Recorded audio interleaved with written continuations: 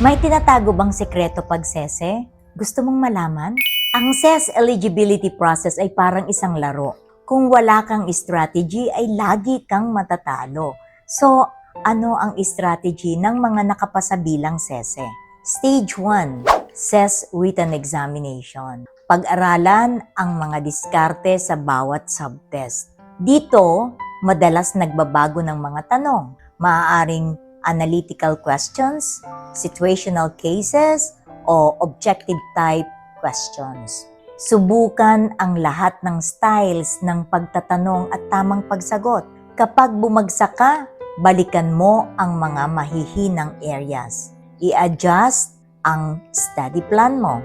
Huwag ulitin ang pagkakamali. Stage 2, Assessment Center.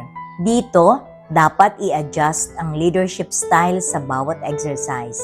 May purpose ang bawat exercise sa pagsukat ng skills mo. Maraming scenarios at mga personalidad ang matutunghayan dito. Sa bawat sitwasyon ay dapat i-adjust ang pananalita, pakikinig, at pakipag-interact sa mga tao. Minsan, kailangan makinig o maging assertive. Sa lahat ng panahon ay dapat marunong kang maging leader at follower. Kailangan mo ang personal, interpersonal, at team building skills dito.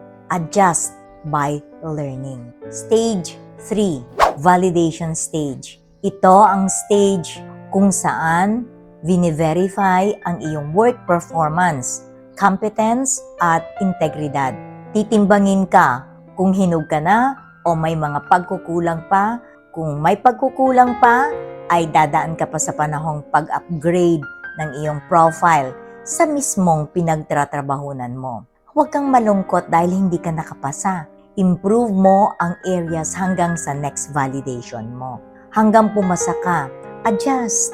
Stage 4, Panel Interview.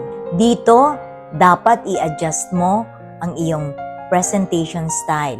Bawat panel ay may kanya-kanyang style. Ang iba, diretso at direkta. Ang iba naman ay mas analytical. Basahin ang style ng interviewers. Mag-adjust kung kailangan ng formal o conversational na approach. So, ano ang natutunan mo sa aking discussion?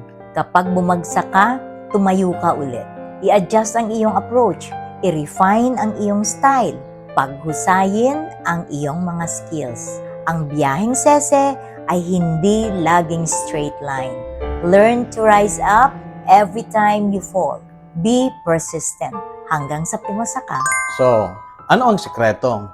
Ito ay ang abilidad mag-adjust ng kandidato sa lahat ng stages ng SES eligibility process. Follow for more SES tips.